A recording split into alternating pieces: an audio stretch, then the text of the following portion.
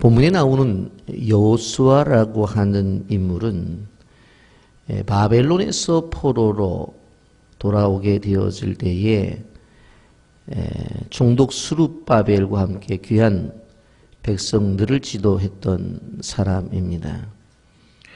우리가 잘 알고 있는 모세의 뒤를 이어서 이스라엘 백성들을 가나안에 들어갈 때 인도한 그 여호수아는 아닙니다. 동명이인이라고 말씀을 드릴 수가 있습니다. 이렇게 지도자가 되어서 이제 가나안에 돌아온 이 여호수아, 그 앞에 여호와의 사자가 섰다고 이렇게 말씀을 하고 있습니다.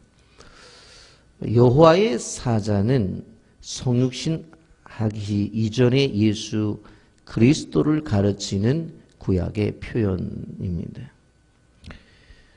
이 여호수아가 예수 그리스도 앞에 서서 예수님의 인준을 받으려고 하는 장면을 볼 수가 있는데, 그 옆에 사탄이 서서 이렇게 대적을 합니다. 아니, 이 사람이 이렇게 더러운 옷을 입고 어떻게 하나님의 성전을 지을 수 있단 말입니까? 그리고 어떻게 대제사장의 일을 할 수가 있다는 이야기입니까? 이렇게 사단이 송사를 하는 것은 근거가 없는 이야기가 아닙니다. 출애굽기 28장 2절에 보면 네 형 아론을 위하여 거룩한 옷을 지어 영화롭고 아름답게 할지니, 그렇게 말씀합니다. 제사장은 거룩한 옷을 입어야 되는 것이 당연한 것입니다. 이러한 상황 속에서 바로 사단을 꾸짖고 은혜를 베풀어서 여호수아로 하여금 성전을 완공하는 데에 함께 격려하신 것이 바로 오늘 말씀의 내용입니다. 스가랴 3장 8절에 보면 대제사장 여호수아야, 너와 내 앞에 앉은 내 동료들은 내 말을 들을 것이니라. 이들은 예표의 사람들이라. 내가 내 종 싹을 내게 하리라 말씀하셨습니다. 여호수아와 그의 동료들은 오실 예수 그리스도를 예표하는 사람들이기도 하지만, 한편 이스라엘 백성들의 대표로서 하나님의 일을 하는 사람으로 인정을 해 주셨다라고 하는 것입니다. 이러면 스가랴 3장을 우리가 주의 깊게 봐야 되는 것은 무엇인가 하면, 구약의 사죄함의 은혜에 대해서 이렇게 분명하게 표현하고 있는 성경이 그리 많지 않다라고 하는 것입니다. 이런 사탄의 공격이 나오죠. 사단의 공격, 사단이라는 말 자체가 대적자라는 의미를 갖고 있습니다.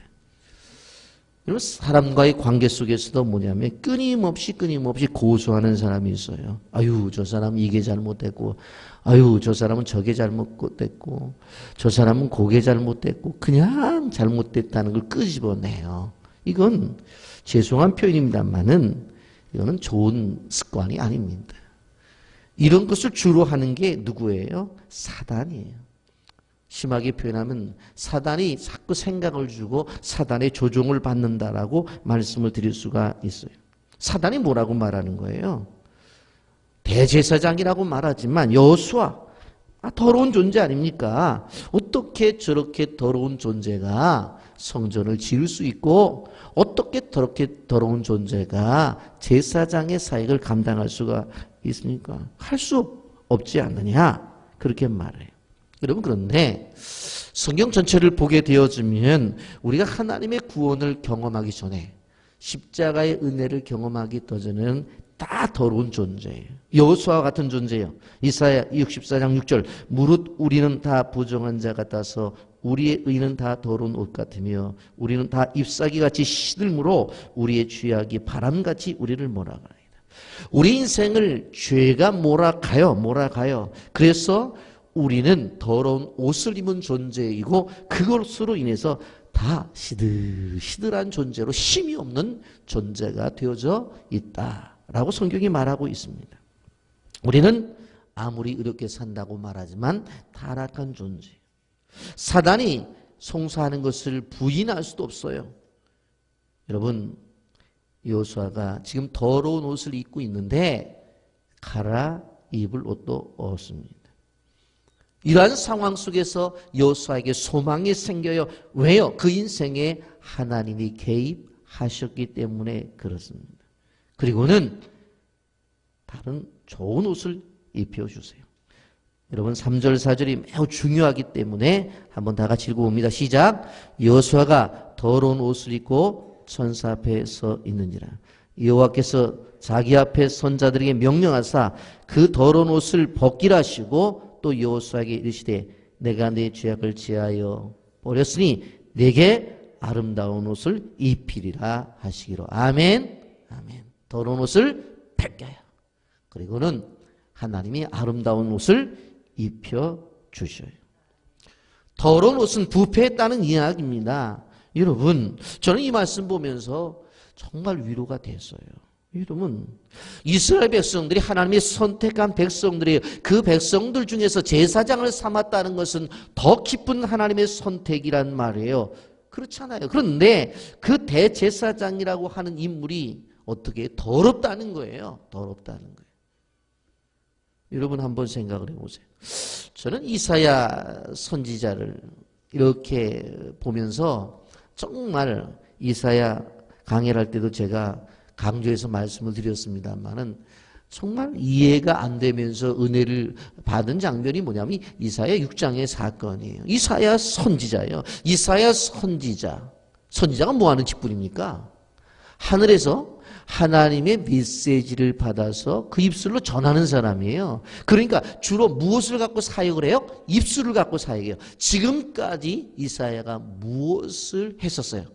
하나님이 주신 말씀을 전하는 사람이었어요. 그런데 이사야가 은혜를 받으니까 자신의 모든 지체 가운데서 제일 죄악된 부분이 어디라고 그랬어요? 입술이라고 그랬어요.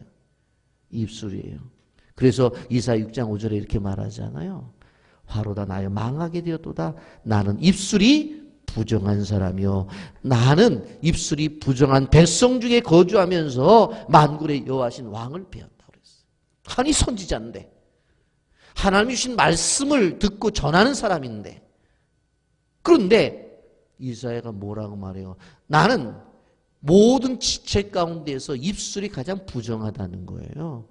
그래서 이사야 6장 6절 7절을 보면은 천사가 나타나서 숯불을 가지고 어디를 지져요? 입술을 지져버린다고. 네? 이것이 내 입에 닿았으니 내 악이 죄하여 졌고 내 죄가 사하여 졌느니라.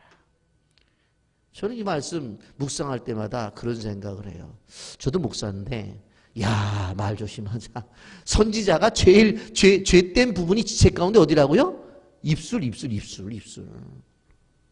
거룩한 사람인데 이사야 선지자가 어떤 분입니까? 어떤 일을 했던 분이에요? 그걸 우리가 조심해야 되는 거예요. 그런데 대제사장이고 포로로 잡혀갔던 이스라엘 민족들을 이끌고 성전 재건을 위해서 온 사람이에요. 그런데 하나님이 뭐라고 말하냐면 더럽.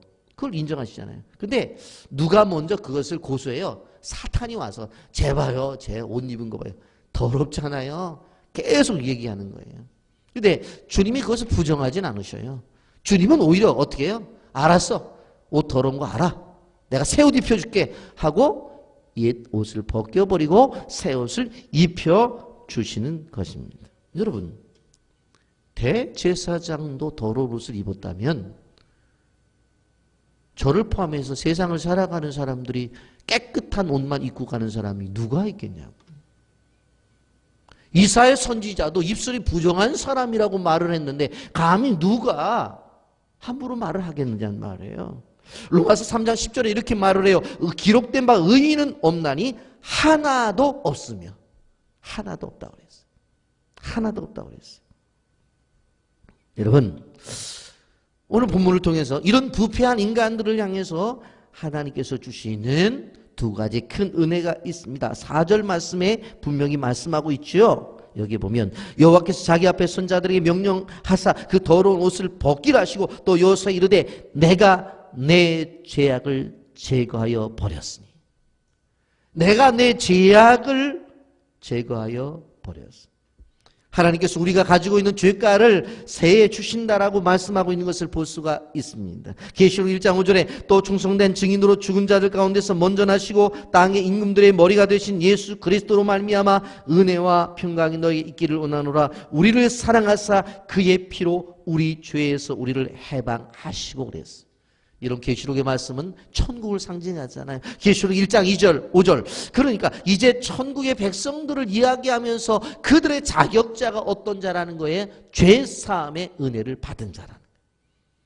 오늘 성경 그걸 말해요. 둘째, 더러운 옷을 벗기고 아름다운 옷을 입혀주신다. 내게 아름다운 옷을 입히리라. 이 옷은 의의 옷이고 이 옷은 구원의 옷이에요. 예수 그리스도의 죽으심을 통해서 입혀주신 십자가의 은혜라는 거예요. 천국은 착한 사람이 가는 게 아니에요. 세상에는 천국을 갈 만큼 착한 사람이 한 사람도 없어요. 아이고 저 사람 저렇게 사니까 천국 가겠지. 아닙니다. 천국은 권력 있다고 가는 게 아니에요. 천국은 배웠다고 가는 게 아니에요. 천국이라고 하는 장소는 바로 착해서 가는 게 아니에요. 천국은 예수님이 입혀주신 옷을 통해서만 갈 수 있다라고 하는 것입니다. 그것이 십자가의 사건입니다. 여러분, 이러한 은혜를 받은 자들이 오늘 성경은 하나님의 택하심 속에서 이루어지는 것이다 라고 말씀하고 있어요. 하나님이 하시는 일이 뭐예요? 사탄을 책망하세요. 그리고 여호수아에게는 긍휼을 베풀어 주세요. 2절 말씀 보십시오. 2절 다 같이 읽어봅니다. 시작. 여호와께서 사탄에게 이르시되 사탄아 여호와께서 너를 책망하노라. 예루살렘을 택한 여호와께서 너를 책망하노라. 이는 불에서 꺼낸 거슬린 나무가 아니냐 하실 때에. 여러분 한번 보세요. 사탄을 책망해요. 그러면서 뭐라고 말하냐면 나는 예루살렘을 택한 여호와다. 예루살렘을 택했다는 말은 예루살렘이라고 하는 도성을 택했다는 말씀도 되지만 더 중요한 것은 그 안에 살고 있는 백성들을 택했다는 거예요. 그걸 말씀하는 거예요. 그리고 더 나가서 뭐예요? 한 사람 한 사람 하나님의 백성들을 선택했다는 거예요. 그리고 더 나가 여호수아를 선택해서 바로 제사장 일을 맡기셨다라고 하는 것입니다.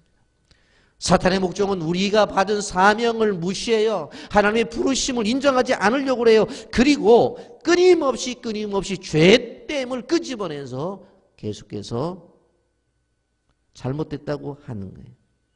그러나 그 속에서 하나님은 뭐라고 말해요? 야, 그래도 내가 택했어. 내가 저를 위해서 십자가에 죽었어. 로마서 8장 33절에 이렇게 말합니다. 누가 능히 하나님께서 택하신 자들을 고발하리요 의롭다 하신 이는 하나님이시니라고 말했어요. 내가 택한 사람을 누가 함부로 고발하느냐? 아무 소리 하지 말아라. 여러분 그렇게 말을 해요. 하나님께서 여호수아를 구원하시는 일들에 대해서 재미난 비유 표현을 쓰고 있어요. 2절 하반절에 이는 불에서 꺼낸 거슬린 나무가 아니냐 하실 때에. 불에서 꺼낸 거슬린 나무. 여러분 지금 젊은 사람들은 이해를 못하는데 예전에 시골에서 아궁이에 불을 뗀 사람들은 다 이것을 이해해요.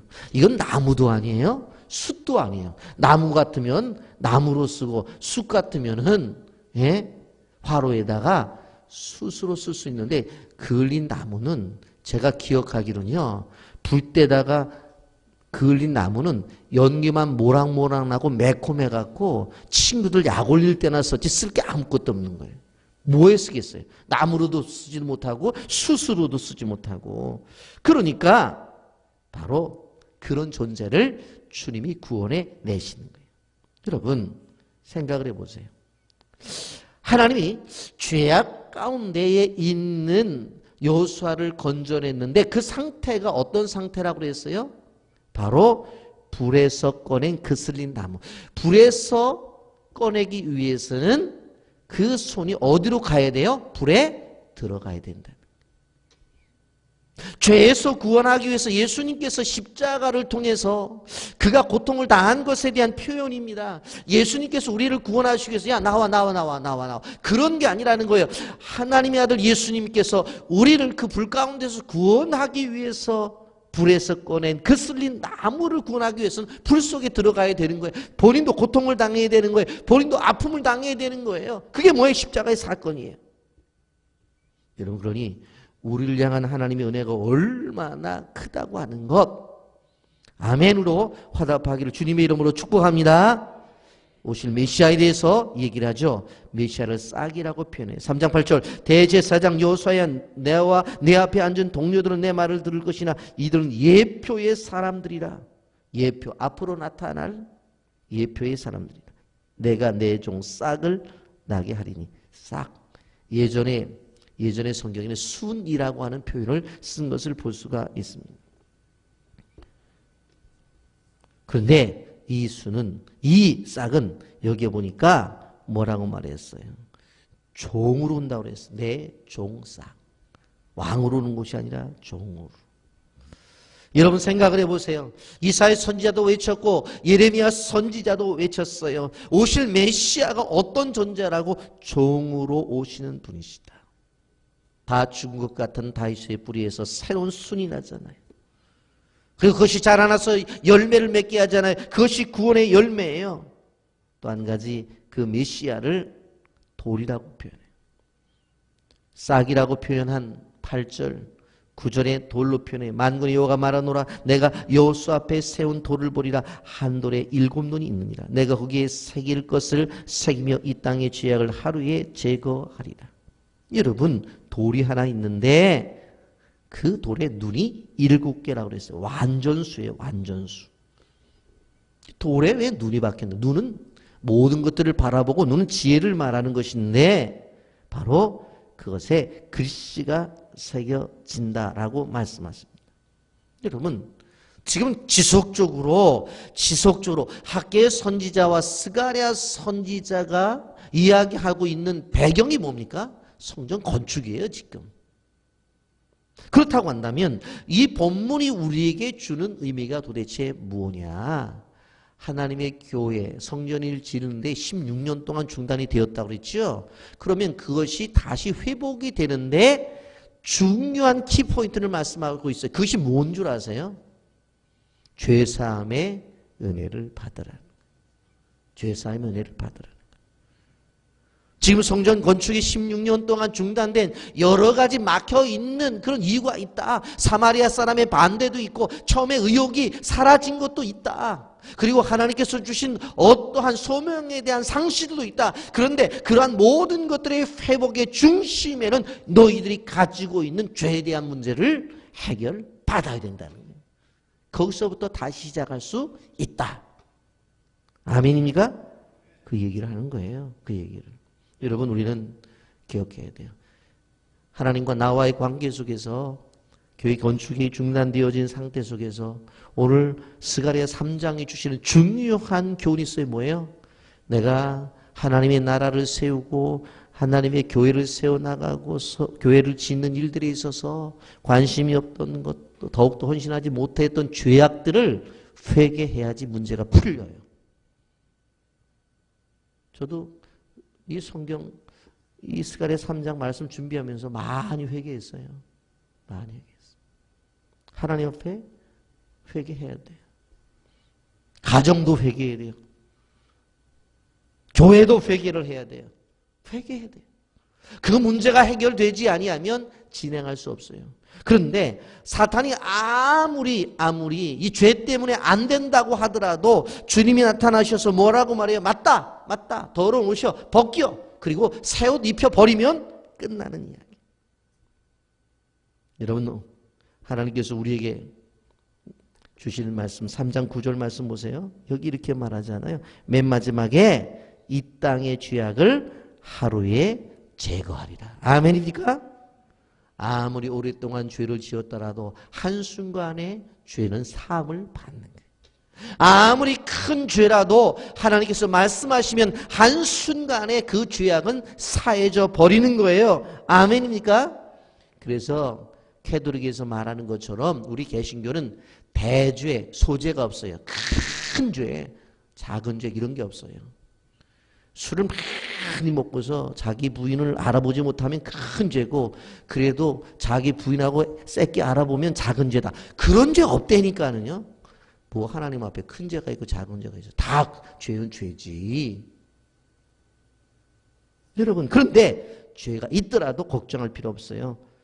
이 땅의 죄악을 어떻게 해요? 하루에 제거하리라. 아멘입니까? 그러면 남은 게 뭐냐? 이제 다 해결됐어. 남은 거 잔치만 남았어요. 10절 큰 목소리로 다 같이 읽어봅니다. 시작. 만군의 여호와가 말하노라. 그날에 너희가 각각 포도나무와 무화과 나무 아래로 서로 초대하리라 하셨느니라. 아멘. 죄사함 받고 이제 포도나무 아래에서 무화과 나무 아래에서 잔치할 일만 남았습니다. 아멘입니까? 우리도 잔치할 일만 남았어요. 이걸 믿음으로 생각하고 아멘하고 고백하고 나와야 돼요. 제가 새벽기도 끝나고 여러분들이 주신 기도의 제목을 가지고 이제 사무실에 내려가서 쭉 보면서 기도하잖아요. 그런데 제가 깜짝 놀라는 기도의 제목을 발견해요. 끊임없이. 아니, 교회 짓지 못하고 지금 입당도 못했는데 그 기도 제목 가운데 뭐라고 나오는지 아세요? 하나님, 입당과 헌당을 속히 이루어 주옵소서. 잘 몰라서 그러는데 입당은 들어가는 것이고 헌당은 교회 빚 다 갚는 거예요. 여러분 생각을 해보세요. 빚 다 갚는다? 어떻게 보면 저도 생각하지 못하고, 그래도 몇 년 동안은 이렇게 해서 이자 내야 되고 어떡하고 끌고 나가야 되지 그러는데, 이 집사님은 기도 제목 가운데 첫 번째 기도 제목이 그거예요. 입당과 헌당을 허락해달라고. 목사보다도 믿음이 더 좋아요. 여러분, 근데 그게 성경에 나와 있더라고. 오늘 보니까 뭐예요? 죄사함 받고 문제 다 해결되고 다 모여서 뭐예요? 포도나무 아래서 무화과 나무 아래서 서로 초대하는 거예요. 아, 우리 교회 지어서 와서 봐봐. 아, 우리 교회 와가지고 한번 봐봐. 그 고생하면서 지었네. 초대를 해가지고 와서 잔치하는 거예요. 잔치. 아멘. 성경이 말씀하고 있습니다. 여러분, 스가랴 3장을 단순하게 보지 마세요. 우리의 인생에 있어서 막혔던 것들이 많아요. 그 막힘의 문제를 뚫는 것은 죄의 문제예요. 그거는 개인의 문제든 자녀의 문제든 가정의 문제든 교회의 문제든 나라와 민족의 문제든. 여러분, 우리나라가 지금 엉망진창이 되었다고 그러죠. 왜 그런 거예요? 왜? 대통령이 죄 지었다고 그러고 최씨 아줌마가 죄 지었다고 그러고 그 옆에 있는 보좌관들이 죄, 그걸 얘기하는 거지 다른 게 아니라고. 죄 지었다는 거지. 그렇잖아요. 그래서 대통령은 법정에 세우고. 근데 그 문제가 해결되어져야 형통으로 나가는 길입니다. 오늘 꼭 기억하셔서 3장 말씀 쭉 보세요. 제가 시간이 없어서 좀 말씀하지 못한 부분이 7절의 말씀인데, 말씀에 대한 순종도 있어야 되는 거예요. 그럴 때 하나님이 역사를 해 주시는 거예요. 그래서 3장 1절부터 10절까지 좀 묵상하세요. 묵상하면서 여러분의 삶 속에 막혔던 모든 것들이 뚫려지고 여러분의 삶 속에서 잔치가 벌어지기를 주님의 이름으로 축복합니다. 아멘.